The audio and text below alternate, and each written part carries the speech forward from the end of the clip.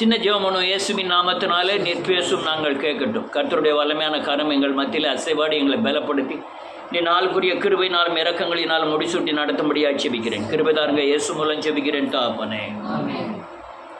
Right, okay. இயேசுவின் நாமத்தினாலே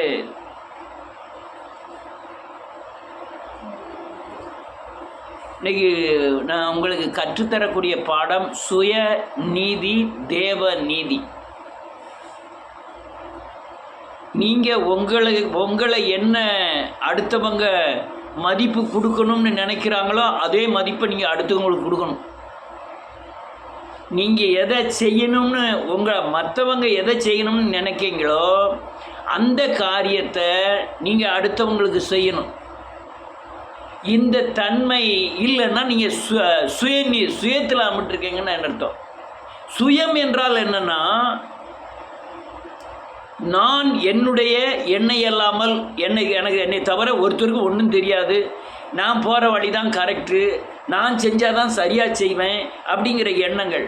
சுய நீதினா என்னென்னா, நான் தான் சட்டத்தின்படி நடக்கிறேன், நான் உண்மையாக நடக்கிறேன், நான் தான் பரிசுத்தத்தின்படி நடக்கிறேன், நான் தான் நீதியாக நடக்கிறேன் அப்படின்னு நினைக்கிறது நடக்கிறது எல்லாமே சுய நீதிகள். ஆனால் இது உலகத்தில் நம்ம இருக்கும் வரை செய்து கொண்டிருந்தோம். தேவனுக்குள்ளே வந்துட்டோம். தேவன் என்ன சொல்லுகிறாரோ அந்த நீதியின்படி நடக்கிறது தான் தேவ நீதி. தேவ நீதிக்கும் இந்த உலக நீதிக்கும் நியாயப்பிரமாண நீதிக்கும் சுய நீதிக்கும் ரொம்ப வித்தியாசங்கள் உண்டு.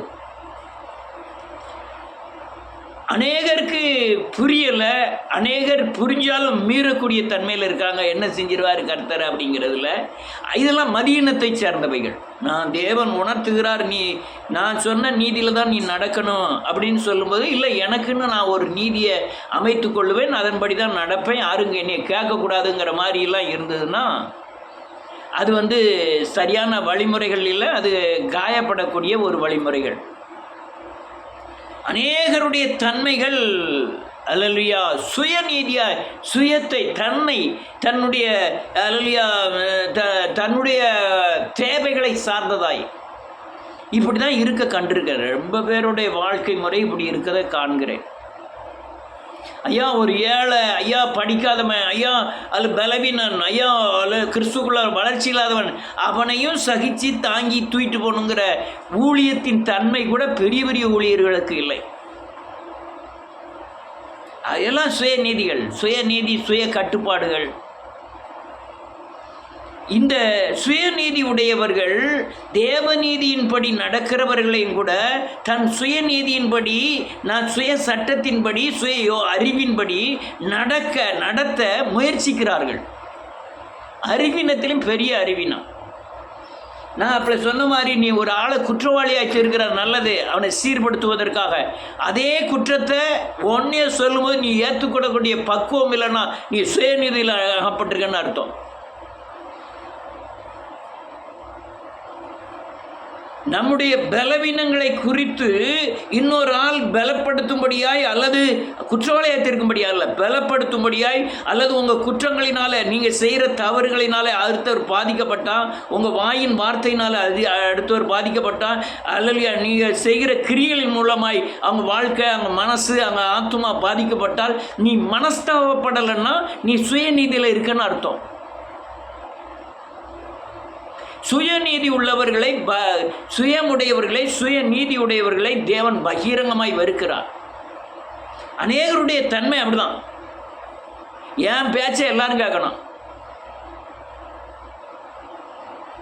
நான் தான் சரியான வழியில் போகிறேன், நான் என்னுடைய வழிதான் சரி, இல்லைன்னா நீ என்ன இப்படி தப்பு பண்ணுத அப்படிங்கும்போது அவன் மனஸ்தாபப்பட்டு போன பிறகு அவன் கூப்பிட்டு சொல்லலாம், நீ இந்த தப்பு பண்ணுதியா, சாரி பிரதர் மன்னிச்சுக்கிடுங்க. இந்த தன்மை இல்லைன்னு நீ சுயநீதியில் போகிறன்னு அர்த்தம். அல்லேலூயா. அவன் பெரிய கலெக்டராக இருந்தாலும் சரி, அல்லது பெரிய ரெவரண்டாக இருந்தாலும் சரி, சாதாரண ஒரு விசுவாசி அந்த ரெவரண்டை பார்த்து, பிரதர் நீங்கள் செய்கிற காரியங்கள் சத்தியத்தின் அடிப்படையில் இல்லைன்னு ஒரு ஆள் சொன்னான்னா அதை ஏற்றுக்கொள்ளக்கூடிய பக்குவம் அந்த அல்லேலூயா ரெவரண்டுக்கு இருக்கணும். இதெல்லாம் நம்ம போதிக்கிறதுலாம் வெளியே சாத்தியமாகலையான்னு எனக்கு தெரியல. ஆனால் இதுதான் சரியான முறைமைகள். அநேகரை கண்டிருக்கிறேன். அல்லேலூயா. தன்னுடைய அல்லேலூயா கருப்பு தெரியாத அடுத்தவங்க மேலே இருக்க கருப்பு தான் அதிகமாக தெரியும். அவன் சரியில்லை, இவன் சரியில்லை. ஒரு விரல் அடுத்தவனை நீட்டுது, 3 விரல் நம்மளை நோக்கி நீட்டுதுன்னு தெரியல. அப்படிலாம் நம்ம போனோம்னா என்ன, மதியன்னு ஆயிடுவேன். நான் 4 பேர் மத்தியில் கோமாளி ஆயிடுவேன். அடுத்தவங்க செய்கிற தவறை சகிக்க முடியலைன்னா நீங்கள் கோமாளி, நீங்கள் அல்லேலூயா மதியினர்கள் ஆயிடுவீங்க.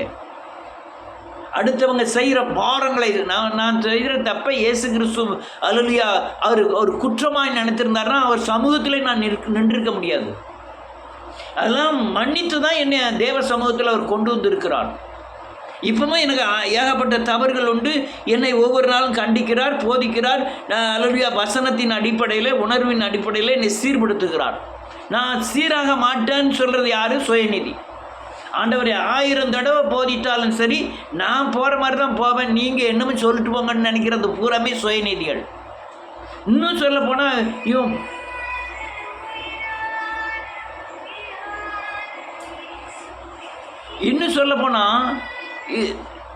இப்போ இந்த நம்ம எழுப்புதல் சத்தியத்தில் உள்ள ஆட்களை காட்டிலும் வெளியே இருந்து வர ஆட்கள் அதிகமாக உண்மையாக இருக்கிறாங்க, உண்மையாக ஜெபம் பண்ணுறாங்க.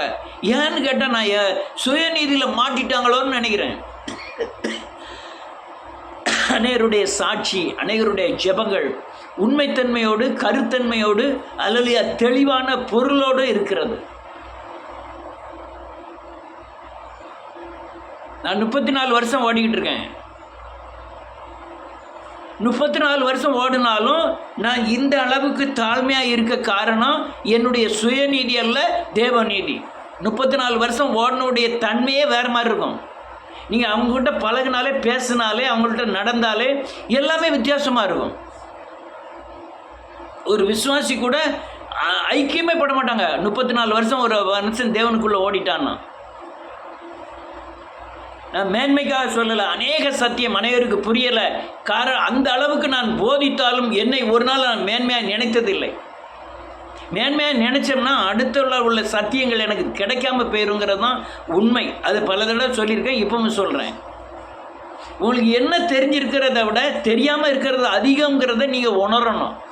ஆண்டவரே எனக்கு தெரிஞ்சிருக்கிறது குறைவு, தெரியாத பகுதி நிறைய இருக்குன்னு அப்படி எப்போ நினைக்கிறீங்களோ அப்போ தான் இந்த சுயநீதி உங்களை மேற்கொள்வதில்லை. வாசிக்கலாம், யாராவது ஒரு ஆள் ஒவ்வொரு வசனமாக வாசிக்கணும். ரோமர் எழுதின நிருபம்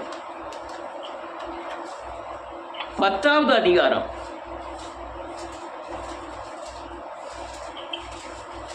3வது வசனம் வாசிக்கலாம்.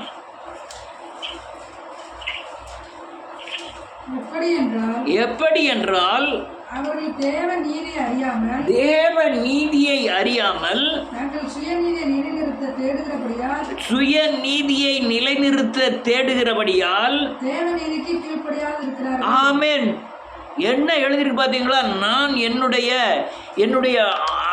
அறிவின் பலன், சரீரத்தின் பலன், நான் சில தகுதிகளை நினைப்பேன்.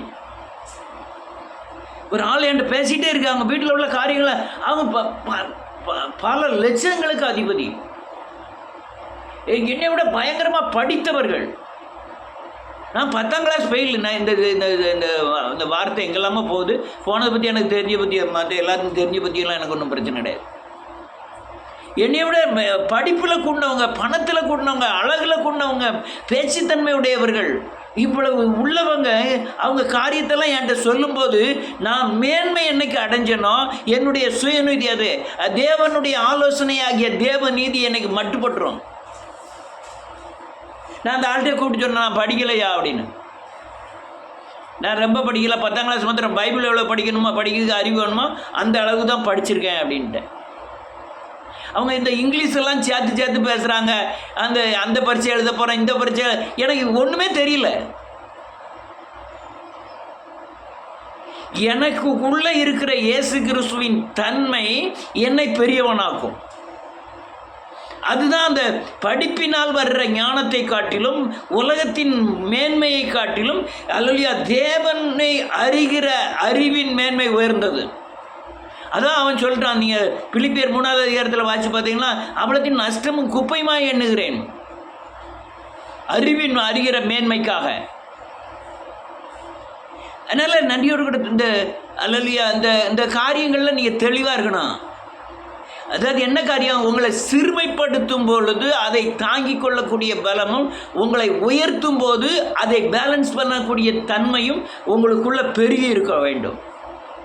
இல்லைன்னா என்ன ஆகும்? நான் என்னுடைய சுயநீதிக்கு போயிடுவீங்க.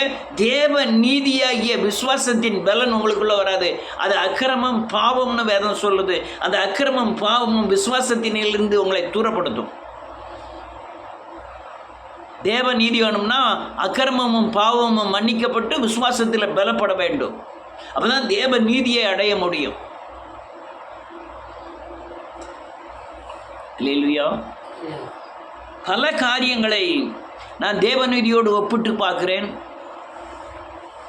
சபையில் என்றைக்குமே தசம பாவத்தை பற்றி பேசினே கிடையாது. தசம பாவத்தை பற்றி பேசாத சபையே கிடையாது. இது தேவநீதியா சுயநீதியான்னு பார்த்தீங்கன்னா இது தேவநீதி. என்னுடைய உபத்திரவத்தை மனுஷன்ட்டு சொன்னது கிடையாது. என்னுடைய தேவையை மனுஷன்ட்டு சொன்னது கிடையாது, ஆண்டவரை தவிர. இது சுயநீதியா தேவநீதியா? தேவநீதி. அடுத்த கட்டத்தில் நீ இப்படி தான் இருக்கணும்னு ஆண்டவர் நிர்ணயிச்சிட்டான்னா அது என்ன பாரணமானாலும் சரி சுமக்க ரெடியாவது தேவநீதி. என் அறிவின்படி இதெல்லாம் சுமக்கக்கூடாது, இப்படி தான் போகணும்னு நான் நியமித்திருந்தோம்னா அது சுயநீதி. எனக்கு வருகிற என்கிட்ட இருக்கிற பணத்துக்கு மேலே என் வாழ்க்கையை அமைக்கணும்னு நினச்சோம்னா அது சுயநீதி. எனக்கு இருக்கிற பணத்துக்குள்ளேயே தேவ ஊழியங்களையும் செய்து அதன் மூலமாய் தேவனை மகிமைப்படுத்தணும்னு நினச்சோம்னா அது தேவநீதி. இப்படி பல காரியங்களை சொல்லலாம். நான் அநேக முட்டாள்தனமாய் சுயநீதியில் நடக்கிற அநேக ஜனங்களை எனக்கு தெரியும். பேசும்போதே அவங்க செயல்படும் போதே இது அல்லலியா சுயமா தேவனா அப்படிங்கிறத நான் நிர்ணயிப்பது உண்டு. அப்படியே மௌனமாக போயிடுவேன். என்ன பேசுகிறாலும் மௌனமாக போயிடணும். உங்களை குத்துற மாதிரி, உங்களை அவமானப்படுத்துகிற மாதிரி, உங்களை நிந்திக்கிற மாதிரி இடத்துல நீங்கள் பேசாமல் மௌனமாக போனால் அப்படி தான் இருக்க சொல்கிறார் ஆண்டவர். அவர் வாய் திறவாத ஆட்டுக்குட்டியை போல இருந்தார். தேவ நீதியை நிறைவேற்றினா அப்படி தான் போகணும். வாய் திறவாத அவங்க கெட்ட வார்த்தை சொல்லி ஏசுகிறான், எச்சில் துப்புறான், கோல்னால அடிக்கிறான், நீ என்ன பேச மாட்டியான்னு கேட்குறான். அப்பவும் அவர் வாய் திறவாத ஆட்டுக்குட்டியை போல இருந்தார். சுயநீதிக்கு முன்னால் தேவநீதியை மோத விடக்கூடாது. தேவநீதியை செயல்படுத்தி சுயநீதியை மட்டுப்படுத்த வேண்டும். நான் இவ்வளோ பேசுகிறேன். எத்தனை பேர் சுயநீதிக்கும் தேவநீதிக்கும் வித்தியாசம் இருக்கா? நம்ம வித்தியாசத்தை புரியுறங்களேன்னு எனக்கு தெரியலை. புரிஞ்சுக்கிட்டீங்கன்னா பாக்கியவான்கள். 4வது வசனத்தை வாசிக்கலாம். செல்ல வாசிங்க 4வது வசனம்.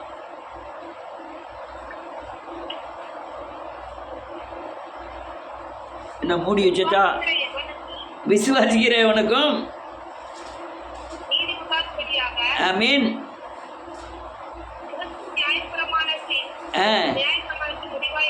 ஆமீன். இதுக்கு அர்த்தம் என்னன்னா, அடுத்த அநேகருக்கு அல்லேலூயா புரிந்து கொள்ள வேண்டும். ஐயா, நான் நியாயப்பிரமாணத்தில் இருக்கிறேன். உலக பிரமாணம் இது செய்யலாம் செய்யக்கூடாதுங்கிறத என் இருதயத்தில் ஏற்கனவே எழுதியிருக்கிறது. என் இருதயத்தில் மகன்கிட்ட இப்படி தான் நடக்கணும், மகன்கிட்ட இப்படி தான் நடக்கணும், குடும்பத்தில் இப்படி நடக்கணும்னா ஒரு பிரமாணம் எழுதப்பட்டிருக்கிறது. ஒருவன் எனக்கு விரோதமாய் பாவம் செய்தால் அவனுக்கு நான் எப்படி திரும்ப செய்யணும், என் வாய் எப்படி பேசணுங்கிற சுய பிரமாணம் என் இருதயத்தில் எழுதப்பட்டிருக்கிறது. இது நியாயப்பிரமாணம். இந்த நியாயப்பிரமாணம் எல்லாருடைய இருதயத்திலும் இருக்கு. ஒருவன் ஒரு எண்ணத்தில் அறிந்தால் காட்டுன்னு அது தேவ பிரமாணம். ஆவியின் பிரமாணம் பல்லுக்கு பன் கண்ணுக்கு கண். ஆவியின் பிரமாணம் நியாயப்பிரமாணம். இப்படி ஒவ்வொரு கதைக்கும் அவங்க இருதயத்தில் உலகத்தில் நடக்கிற எல்லா காரியத்துக்கும் தனக்குன்னு ஒரு சட்டங்கள் எல்லார் இருதயத்திலையும் எழுதப்பட்டிருக்கிறது. தன் சுயத்தின் அடிப்படையில் நாம் ஒரு காரியங்களை முடிவெடுக்கக்கூடிய எல்லா காரியங்களும் உங்கள் இருதயத்தில் எழுதப்பட்டிருக்கிறது. வேதம் சொல்றது இந்த பிரமாணம், இந்த உலக பிரமாணம், இது நியாயம் சம்பந்தப்பட்ட நியாய பிரமாணங்கள், இந்த மாமிச பிரமாணங்கள் எங்கே நன்றியோடு கூட துதிக்கிறேன். இதுக்கு முடிவை கொண்டு வர வேண்டும் என்று வேதம் சொல்லுகிறது. என்ன முடிவு என்று கேட்டால், இதெல்லாம் முடிவு கொண்டு வரணும். என்ன முடிவுன்னா, நீங்கள் பேசுகிற வார்த்தையும் பார்க்கிற பார்வையும் கேட்கிற செவியும் உணர்கிற தன்மைகளும் இருதயத்தின் யோசனைகளும் வேத வசனத்தின் அடிப்படையில் இல்லைன்னா நீங்கள் சுயநீதிக்கு போயிடுவீங்க. ஆனால் நீ இந்த சுயநீதிக்கு போன அல்லையா போய் அதிகமான சுயநீதியில், அதாவது உள்ள இருதயத்தில் எழுதப்பட்டிருக்கு, நம்ம ரத்தத்திலே எழுதப்பட்டிருக்கு. ஒருத்தன் இல்லை, நம்ம பைக்கில் போகிறோம், பின்னால் ஒருத்தன் பைக்கில் வந்து பின்னால் வந்து மோதிட்டான்னா ஆட்டோமேட்டிக்காக நமக்கு கோவம் வரும். அது என் இருதயத்தில் எழுதப்பட்டிருக்கிற பிரமாணம். அநேக காரியங்கள் அல்லவியா கடன் வாங்கினா திருப்பி கொடுத்துடணும்னு நினைக்கிறது தேவநீதி. கொடுக்காம இருந்துட்டா என்ன செய்வான், இவனுக்கு தான் பெறம் இல்லையே, இவன்கிட்ட கொடுக்காம இருப்பான் அப்படின்னு நினைக்கிறது சுயநீதி. இந்த நீதி இப்போ ரொம்ப காரியங்களை சொல்லலாம். அது இருதயத்தில் நமக்கு ஏற்கனவே இரத்தத்தின் அணுக்களில் இருந்து நம் இருதயத்தில் ஏவப்பட்டு கிரியைகளுக்கு நடைமுறைப்படுத்தப்படுகிறது. அடுத்தவங்களை எவ்வளவு தூரம் பாதிக்கிறீங்களோ நீங்கள் சுயநீதியில் இருக்கீங்கன்னு அர்த்தம். யாருனாலும் சரி, இயேசு கிறிஸ்து இறங்கி வந்து மனுஷனை நேசித்தார். அந்த தன்மைக்குள்ளே நீங்கள் வரலன்னா நீங்கள் சுயநீதியில் இருக்கீங்க. அடுத்தவனை குற்றவாளியை தீர்க்கிறது, அடுத்தவனை பலவீனப்படுத்துகிற மாதிரி வார்த்தை பேசுறது, இப்படிலாம் இருந்தீங்கன்னா இது தேவனை போல மாறலை. அதுக்கு தான் அவன் சொல்லலாம், இந்த நியாயப்பிரமாணத்துக்கு பூரா முடிவு கிறிஸ்து தான் முடிவாக இருக்கிறார். அப்போ என்ன அர்த்தம், நீங்கள் மனம் திரும்பி பாவ மன்னிப்பின் நிச்சயத்தை பெற்று இந்த கிறிஸ்துவை தரித்து கொள்ள வேண்டும். அடுத்தல வாசிக்கலாம். நேராவது 30 நிமிஷத்தில் நான் முடிக்கணும்னு நினச்சேன். ரைட், வாசிங்க. 5 மோசே நியாயப்பிரமாணத்தினாலும் நீதியை குறித்து இவளை செய்கிற மனுஷன் இவைகளால் பிழைப்பான் என்று எழுதியிருக்கிறான். விசுவாசத்தினாலாகும் நீதியானது கிறிஸ்துவை இறங்கி வைக்கும்படி பரலோகத்துக்கு ஏறுகிறவன் யார்? வேதம் சொல்லுது, மோசே ஒரு பிரமாணத்தை எழுதி இது தேவநீதி என்று. மோசே நியாயப்பிரமாணத்தில் ஆகும் நீதியை குறித்து இவைகளால் செய்கிற மனுஷன் பிழைப்பான்னு பழைய ஏற்பாடில் எழுதலாம். ஆனால் புதிய ஏற்பாடு சட்டங்கள் அப்படி அல்ல. நீ சுயநீதிக்கு வரும்படியாய், நீ தேவநீதிக்கு வரும்படியாய் நீங்கள் அல்லையா பாதாளத்தில் வந்து ஏறணும். வேதம் என்ன சொல்லுது?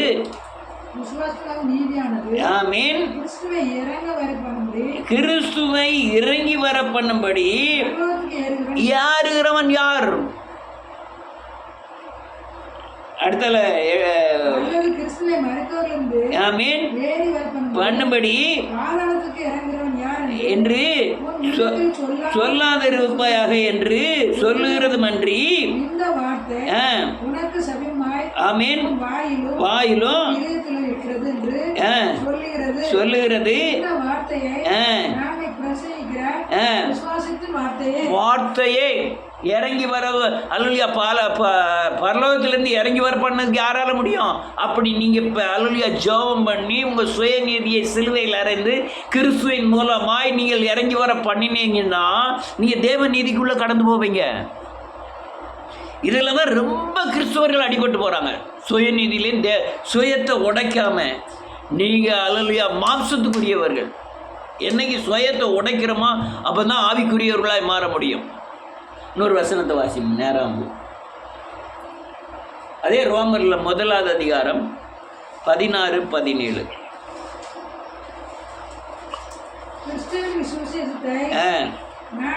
கிறிஸ்துவின் சுவிசேஷத்தை குறித்து நான் வெட்கப்படேன். முன்பு யூதரிலோ பின்பு கிரேக்கரிலோ விசுவாசிக்கிறவன் எவனோ அவனுக்கு ரட்சிப்பு உண்டாவதற்கு அது தேவ பலனா இருக்கிறது. 17 விசுவாசத்தினாலே நீதிமான் பிழைப்பான் என்று எழுதியிருக்கிறபடி விசுவாசத்தினால் உண்டாகும் தேவ நீதி விசுவாசத்திற்கென்று அந்த சுவிசேஷத்தினால் வெளிப்படுத்தப்படுகிறது. ஆமென். வேதம் சொல்லும் விசுவாசத்தினால்தான் நீ நீதிமானாக்கப்படுகிறீர்கள்.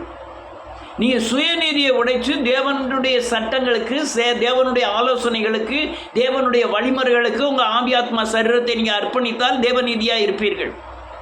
நீங்கள் அப்படி செய்வதற்கு சுவிசேஷம் தேவைப்படுகிறது. என்ன சுவிசேஷம்னா கிறிஸ்துவின் சுவிசேஷம். கிறிஸ்துவின் சுவிசேஷம் என்ன? இயேசுவின் சுவிசேஷம் என்ன? அவர் பாவங்களை சுமந்து தீர்த்தார். இது கிறிஸ்துவின் சுவிசேஷம் என்ன? அவர் நீதியை குறித்தும் நியாய தீர்ப்பை குறித்தும் கண்டித்து உணர்த்துகிறவராய் இருக்கிறார். அவருடைய சுவிசேஷம். அவர் இயேசுவை போல மாற்றுகிறவர், பரலோக ராஜ்யத்துக்கு ஆயத்தமாக்குகிறவர், கிறிஸ்து உயிர்த்தெழுந்த ஆவியானவர். இவர் நீங்கள் விசுவாசிக்கிறது தான் தேவ நீதிக்கு கொண்டு போகுமா? வேதம் சொல்லுது, இதெல்லாம் நீங்கள் மனம் திரும்பி பாவ மன்னிப்பு நிச்சயத்தை பெறும்போது அபிஷேகத்தை பெறுகிறோம். அதுதான் ஆவியானவர். அந்த ஆவியானவர் தான் கிறிஸ்து. திருத்தியோ தேவனில் ஒருவராகிய அந்த கிறிஸ்துவை நீங்கள் தரித்து கொள்ள வேண்டும்.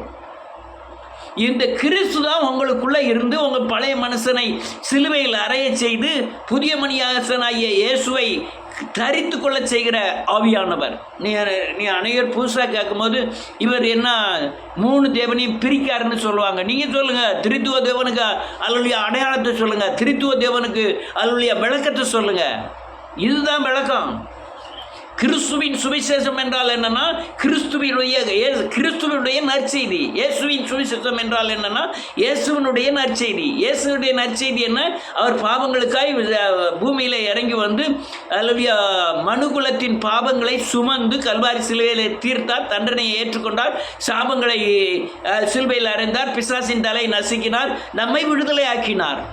இது இயேசுவின் சுவிசேஷம். கிறிஸ்துவின் சுவிசேஷம் மரித்து உயிர்த்தெழுந்த ஆவியானவர் எனக்குள்ளே இருக்கிறார்.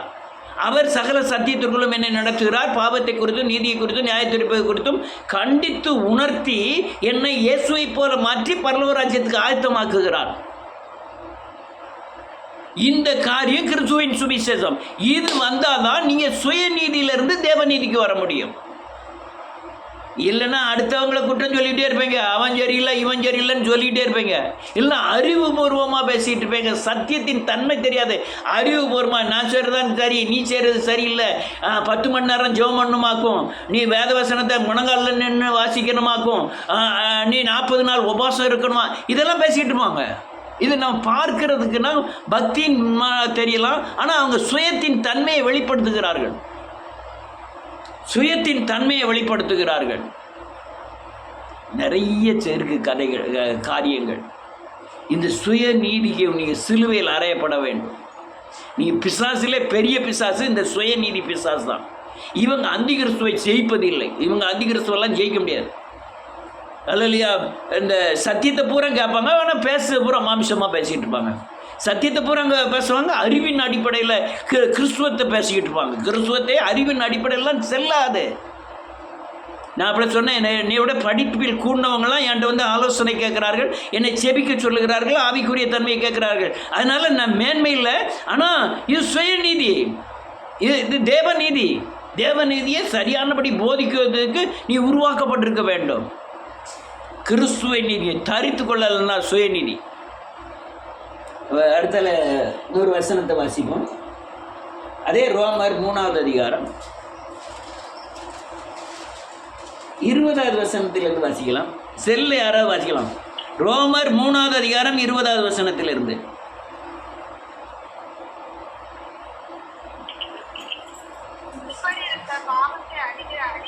ஆமென்.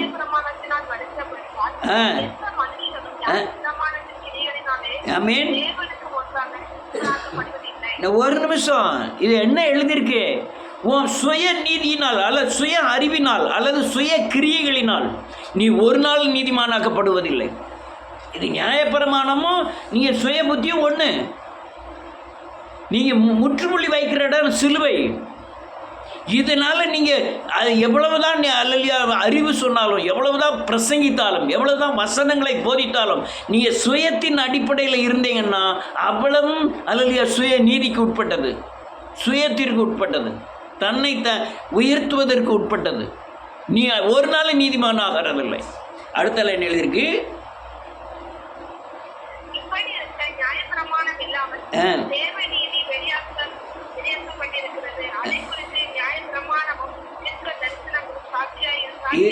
இருக்கிறது.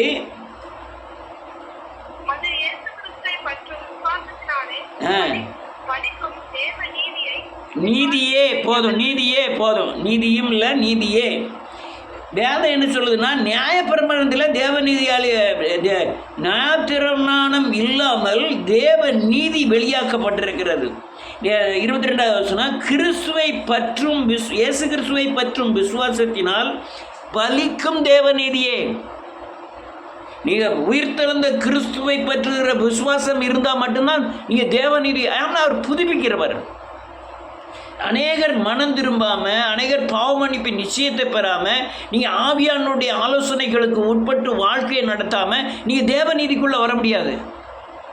நான் இப்போ தேவநீதியை பேசுகிறேன், என் மர்மம் என்ன செய்கிறாங்க, சுயநீதியில் பேசி என்னை கட்டுப்படுத்த வைக்கிறான்னா தோற்று போகும், சுயநீதி தோற்று போகும். தேவநீதி மட்டும்தான் நிற்கும். ஆனால் அந்த நேரத்தில் நான் பைத்தியக்காரனை போல தெரியலாம், அறிவில்லாத போல தெரியலாம். ஆனால் காரியங்கள் நடக்கும் பொழுது தேவ நீதியின் சட்டங்கள் தான் ஜெயிக்கும்.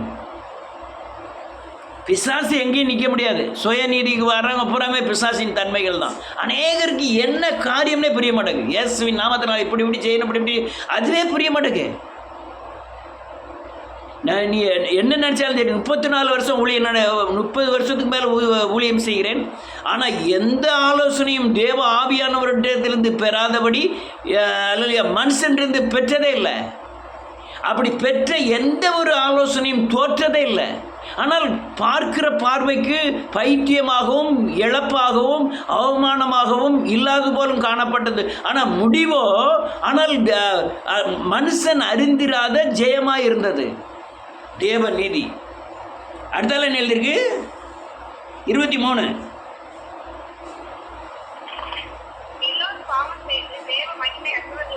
ஆமீன். அடுத்த வசனம்.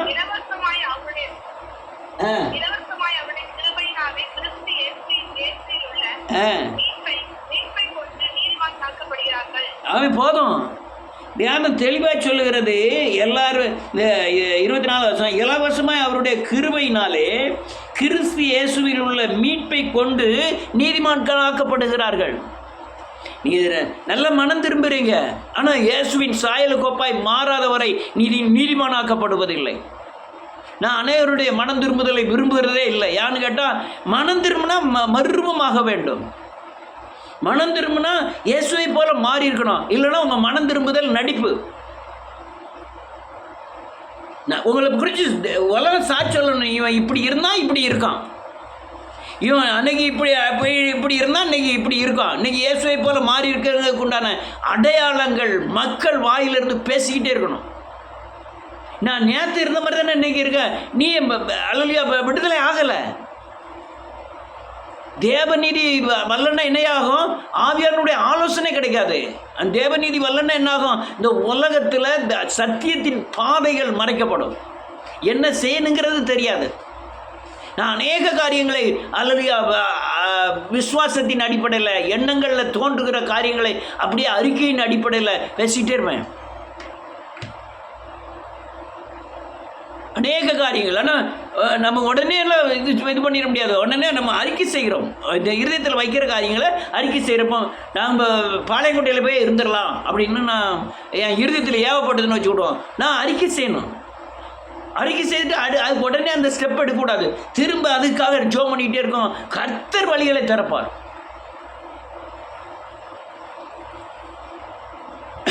அதுக்குண்டான ஆலோசனைகளும் பலனும் வந்துக்கிட்டே இருக்கும். ரைட்டு, இன்னொரு வசனத்தை வாசி முடிப்போம். நேரம் நல்ல நேரம் கடகடன்னு போயிட்டு இருக்கு. இயேசுவே சோதரம். பிலிப்பியரின் புத்தகம்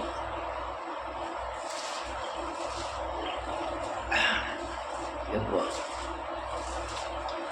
அதுக்குள்ள டைம் பிரிட்டன் போயிட்டு 3வது அதிகாரம் 9வது வசனத்தில் 9, 10, 11. நான் கிறிஸ்துவை ஆதாயப்படுத்திக் கொள்ளும்படி நியாயப்பிரமாணத்தில் வருகிற சுயநீதியை உடையவனாய். ஒரு நிமிஷம். நான் உயிர் திறந்த கிறிஸ்துவை ஆதாயப்படுத்தி என்னையா செய்ய போறீங்க? உலகத்தை ஜெயிக்கிறதுக்கு கிறிஸ்து வேணும். பாவத்தை ஜெயிக்கிறதுக்கு கிறிஸ்து வேணும். ஜோம் பண்ணி கிடைக்கக்கூடிய காரியம் இல்லை. இது மனம் திரும்பி கிடைக்கக்கூடிய காரியங்கள். கிறிஸ்துவை நான் ஆதாயப்படுத்தி கொள்ள வேண்டும். நான் எனக்குள்ள வைத்து கொள்ள வேண்டும். அவருடைய ஆலோசனைகளுக்கு உட்பட வேண்டும். அவர் பலன் எனக்குள்ள ஆவிக்குரிய தன்மையில் கூடணும்.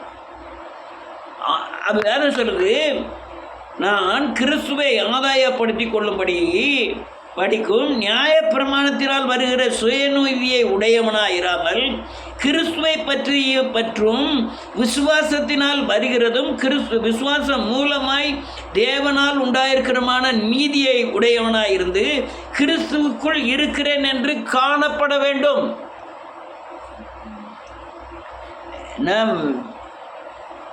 வேதக்காரன் சாயல் அல்ல, மதத்தின் சாயல் அல்ல, கிறிஸ்துவின் சாயலுக்கு ஒப்பாய் மாற வேண்டும். கிறிஸ்துவின் சாயலுக்கு ஒப்பாய் மாற வேண்டும். நீங்கள் ஒரு வார்த்தை, ஒரு ஆலோசனை, ஒரு சத்தியம் எது சொன்னாலும் சரி, இது தேவனுடையது அப்படின்ட்டு மக்கள் இருதயத்தில் குத்தப்படணும்.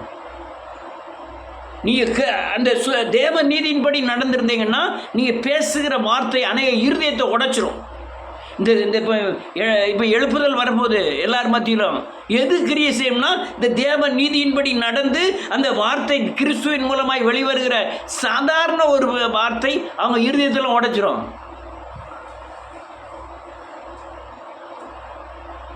வீடுக்கு நான் போய் தான் எழுதி கொடுத்தேன் அந்த பழக்காரர்கள்லாம். அவருக்கெல்லாம் வீடு வந்துட்டு, நமக்கு வீடு வரல. வீடு கட்டி தரேன்னு சொல்லியிருக்காங்க. வீடு தானே கட்டி தர போகிறாங்க, இடம் தான் கொடுக்காங்களா? அதுக்கப்புறம் 2 லட்ச ரூபா கொடுக்காமனாங்களே.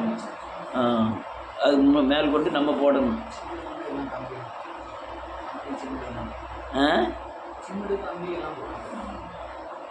அல்லேலூயா, அல்லேலூயா.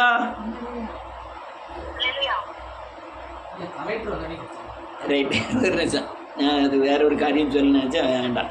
அடுத்தல 10. அவரையும் வல்லமையும் அறிகிறதற்கு ஒரு நிமிஷம் தியானம் சொல்லணும். இப்ப சொல்லுது, அவரை அறியணும், அவர் உயிர்த்தெழுதலின் வல்லமையை அறியணும், அவருடைய பாடுகளின் ஐக்கியத்தை அறியணும். அல்லேலூயா, அல்லேலூயா. எதுக்கு, எப்படி உயிர் திறந்தார், எதுக்காக உயிர் திறந்தார்? உயிர் திறந்ததுனால எனக்கு என்ன லாபம்? கிறிஸ்து வந்ததுனால எனக்கு என்ன லாபம்? அவர் எப்படி பாடுபட்டார், ஏன் பாடுபட்டார், எதற்காக பாடுபட்டார், பாடுபட்டதினால எனக்கு என்ன லாபம்? இப்படிலாம் அவர் எப்படி இருக்கிறார், அவருடைய தன்மை என்ன, அவருடைய வழிநடத்துதல் என்ன, கடைசி காலத்தில் என்ன செய்ய போகிறார், இந்த தன்மையெல்லாம் நீங்கள் அறிகிறதற்கு அவர் எப்படி மரிச்சாரோ அதே மாதிரி நீங்கள் மரிக்கணும். வேதம் சொல்லுது, அவருடைய மரணத்திற்கு ஒப்பான மரணத்தில் உள்ளாக வேண்டும், அவரோடு கூட உயிர் தொழ வேண்டும். நீங்கள் பாவத்துக்கு மரித்து நீதிக்கு சாகாவிட்டால், நீதிக்கு பிழைக்காவிட்டால் நீங்கள் கிறிஸ்துவை தரித்து கொள்ள முடியாது. தேவ நீதி, சுயநீதி, அநேக என்ன பேச்சு கேச்சு எல்லாமே சுயநீதியாக தான் இருக்குது. தேவ நீதியே காண மாட்டேங்குது. நான் ரொம்ப பேர்கிட்ட பேசி பார்த்துருக்கேன். எதுக்கு சர்ச்சு போகிறேன், ஆசீர்வாதம் பெறணும், எதுக்கு சர்ச்சு போகிறேன், நான் பாதுகாக்கப்படணும், எதுக்கு சர்ச்சுக்கு போகிறேன், என் பிள்ளைகளுக்கெல்லாம் நல்லா. இது சுயநீதிகள். எதுக்கு சர்ச்சுக்கு போகிறேன், நான் இயேசுவை போல மாறணும், எதுக்கு சர்ச்சுக்கு போகிறேன், இயேசு செய்த கிரியைகளை நானும் செய்யணும், எதுக்கு சர்ச்சுக்கு போகிறேன், ஆவியான ஒரு ஆலோசனை பெறணும். இப்படி வர மாட்டேங்காங்க. என்ன நான் மீ மீ மீ மீ தான், நான் என்னுடைய என் பிள்ளை குட்டியெல்லாம் வாழணும், அல்லது என் சந்ததியெல்லாம் பெருக போகணும். இதுக்கு நீங்கள் அங்கே போய் தேங்காய் பழம் உடைக்கலாம். நீங்கள் தேவனுடைய ராஜ்யத்தையும் நீதியின் தேடுங்கள், சகலமும் உங்களுக்கு கூட கொண்டு போட்டோம். அது தேவ நீதி. நான் தேவ நீதிக்கு சட்டத்துக்கு உட்படாமல் உலக ஆசீர்வாதத்தை பெறணும்னு அநேகர் துடிக்கிறாங்க. எப்படியாவது உலக ஆசீர்வாதத்தை பெற்றணும். அல்லேலூயா. அடுத்தல என்ன இருக்கு?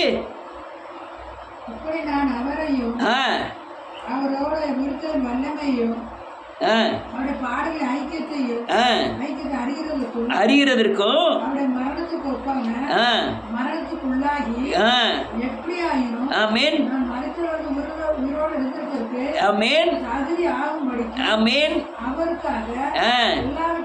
நஷ்டம் என்று விட்டேன், குப்பையாக எண்ணிக்கிட்டே இருக்கேன்.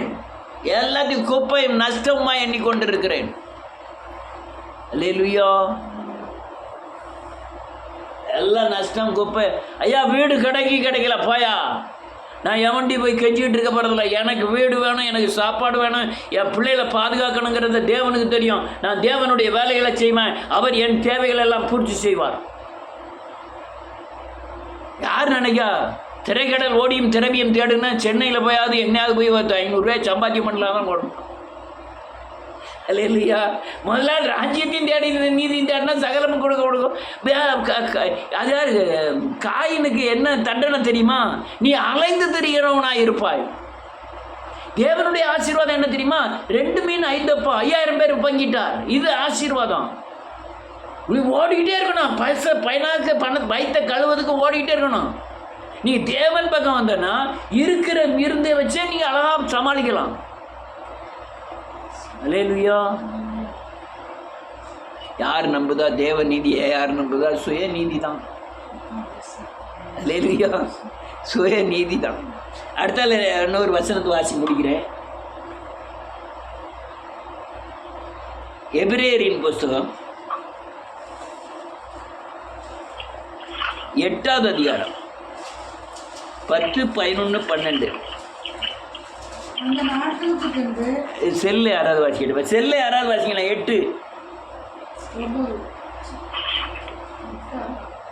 8வது அதிகாரம் 10, 11, 12.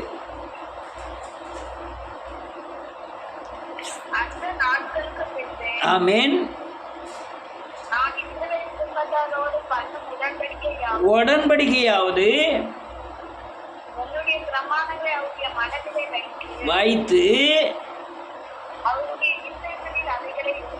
எழுதுவேன், நான் அவர்கள் தேவனாயிருப்பேன். போதும். வேதம் சொல்றது இந்த நீதி தேவ நீதியை நான் என்ன செய்ய போறேன்? மனசுல வச்சு இருதயத்தில் எழுதி வைக்க போறேன். இருதயத்தில் வைக்க போறோம்னா என்ன அர்த்தம்? நீங்க அடுத்த வார்த்தை பேசினாலும், அடுத்த செய்கை செய்தாலும், அடுத்த எந்த காரியங்கள் செய்தாலும் தேவ நீதியின்படி செய்வதற்கு நீங்கள் தேவ மரித்தோரோடு மரித்து அடக்கம் பண்ணப்பட்டு உயிர்த்து கிறிஸ்துவை தரித்திருந்தால் அவர் ஒரு இருதயத்தில் எழுதி வைக்கிறார். இப்படி தான் செய்யணும், இப்படி தான் போகணும், வரணுங்கிறத. இல்லைன்னா மனுஷன் நடக்கிற மாதிரி ஓடிக்கிட்டே இருப்பீங்க. அங்கே வேதத்திலையும் கிறிஸ்துக்குள்ளேயும் வளர முடியாது, உலக ஆசீர்வாதமும் பெற முடியாது. அல்லேலூயா. பெற முடியாது. உலக ஆசீர்வாதத்துக்கும் நீ ஓடிக்கிட்டே தான் இருக்கணும். கிறிஸ்துக்குள்ளேயும் நீங்கள் அதை எல்லாம் பூர்த்தியான மாதிரி மனசு இருக்குமே தவிர ஒன்றுமே பூர்த்தி ஆகாது. தேசத்தை அசைக்க போகிறார் கர்த்தர். இதே மாதிரி சத்தியங்கள்லாம் தேசத்தை பகிரங்கமாய் அசைக்கும். அநேகர் நீதிக்கு உட்படுவார்கள். அநேகர் இயேசுவை போல மாறுவார்கள். அநேகர் ராஜ்யத்திற்காய் கட்டி எழுப்பப்படுவார்கள். தேவ நீதி என்பது சொல்லுங்க, நம்முடைய அக்கிரமங்களையும் பாவங்களையும் மன்னித்து கிறிஸ்துவை விசுவாசித்து கிறிஸ்துவின் ஆலோசனையின்படி நடப்பதே தேவ நீதி. இதுதான் தேவ நீதி. நீங்கள் ஆனால் உங்கள் பிறக்கும் போதே நமக்குள்ள மனசில் பிசாசு எழுதி வச்சிருக்கிற ஒரு நீதி உண்டு. அது சுயநீதி. நான் இப்படி தான் போகணும், இப்படி தான் பேசணும், இப்படி தான் நடக்கணும், எனக்கு ஒரு ஜாதி இருக்குது, எனக்கு ஒரு அல்லையா ஒரு தன்மை இருக்குது, எனக்கு ஒரு உலகத்தில் ஒரு கௌரவம் இருக்குது. இதெல்லாம் சுயநீதியின் தன்மைகள். தேவ நீதி உங்களை வாழ வைக்கும். ஒரே வழி கிறிஸ்துவை தடுத்து கொண்டு அவர் ஆலோசனைப்படி நடப்பதே தேவநீதி. கர்த்தர் உங்களை ஆசீர்வதிப்பாராக.